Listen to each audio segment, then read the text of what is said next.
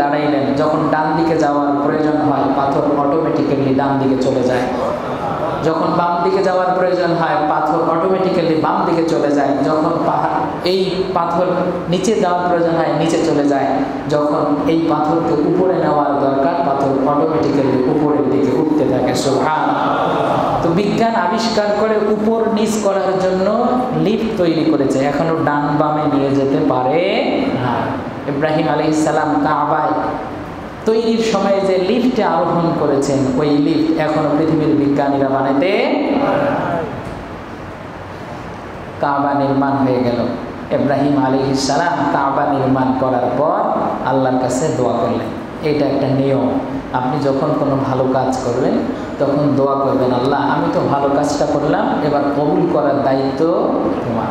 আল্লাহ এই জন্য কোরআন মাজিদে বলেন, وَإِذْ يَرْفَعُ إِبْرَاهِيمُ الْقَوَاعِدَ مِنَ الْبَيْتِ وَإِسْمَاعِيلُ رَبَّنَا تَقَبَّلْ, জানি না আমরা সবাই একসাথে, رَبَّنَا تَقَبَّلْ مِنَّا إِنَّكَ أَنْتَ السَّمِيعُ الْعَلِيمُ।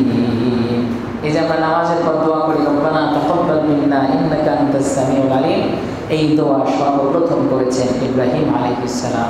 কখন? কাবা যখন তৈরি হয়ে গেল। রব্বানা, ও আমার রব, কাবা তো নির্মাণ করলাম আমি, তাকাব্বাল মিন্না, আমাদের কাছ থেকে তোমার এই কাবা ঘরের কাজটাকে তুমি কবুল করে নাও। সুবহানাল্লাহ। আর কি দোয়া করলেন? রব্বানা ওয়াজআলনা মুসলিমাইনি লাক, ওগো মাওলা আমাদের মাধ্যমে কাবাকে আপনি নির্মিত করেছেন, আমাদেরকে সর্বপ্রথম আপনার অনুগত বান্দা হিসেবে আপনি কবুল করে নেন।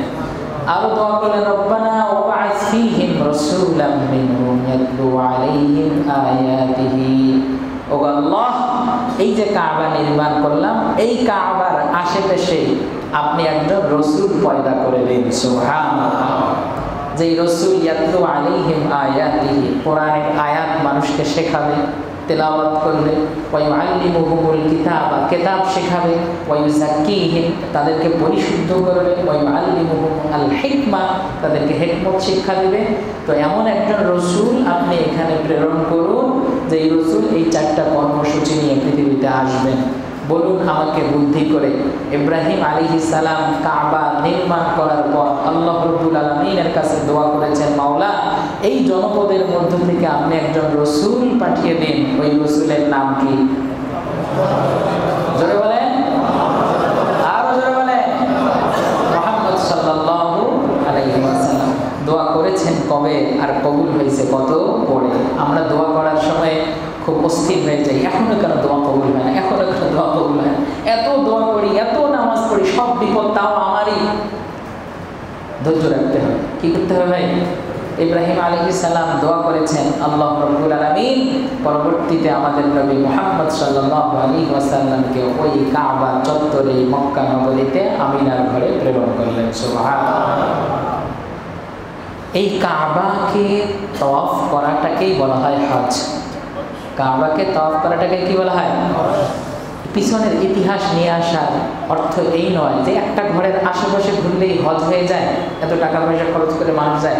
ভাই এটা তো সাধারণ কোনো ঘর না। ইয়াকুতুল হাজারুল লাইসা কাল হাজারি, মুহাম্মদ বাশারুল লাইসা কাল বাশারি।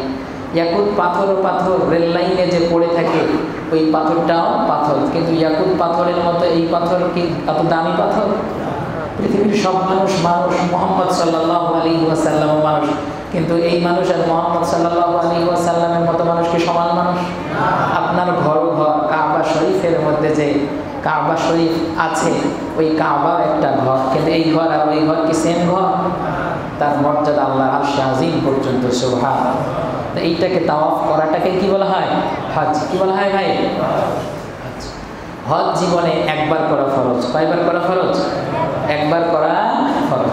রাসূল কারীম সাল্লাল্লাহু আলাইহি ওয়াসাল্লাম বলেন, আইয়ুহান নাস, হে পৃথিবীর মানুষ, ক্বাদ ফুরিদা আলাইকুমুল হজ্জ, তোমাদের উপরে হজকে ফরজ করা হয়েছে। হজ বলেন ফরজ না ওয়াজিব? ক্বাদ ফুরিদা আলাইকুমুল হজ্জ, তোমাদের উপরে হজকে ফরজ করা হয়েছে। ফাহুজ্জু, অতএব তোমরা সবাই হজ করো। রাসূল সাল্লাল্লাহু আলাইহি ওয়াসাল্লাম সবাইকে হজ করার আদেশ দিলেন। ফাকালা রাজুলুন, এই সময় এক পণ্ডিত দাঁড়াইছে। আফি কুল্লি আমিন ইয়া রাসূলুল্লাহ, হজ কি প্রত্যেক বছর ফরজ? দেখবেন এরকম অনেক মানুষ আছে প্রশ্ন করে শুধু পেঁচায়, মানে জিনিসটাকে আরো জটিল করে। এই জটিলকারী কিছু মানুষ সব যুগেই থাকে। আল্লাহ রাসূল সাল্লাল্লাহু আলাইহি ওয়াসাল্লামকে বলতেছেন, আপনি বললেন হজ করা ফরজ, তো দিনে 5 ওয়াক্ত নামাজ পড়া ফরজ, প্রত্যেক বছরে একবার রোজা রাখা ফরজ, একবার যাকাত দেওয়া ফরজ, এখন জীবনে হজ কয়বার করা ফরজ? জিজ্ঞেস করতেছে সাহাবী, আফি কুল্লি আমিন ইয়া রাসূলুল্লাহ, প্রত্যেক বছর কি হজ করা ফরজ? ফাসাকাতা রাসূলুল্লাহ সাল্লাল্লাহু আলাইহি ওয়াসাল্লাম।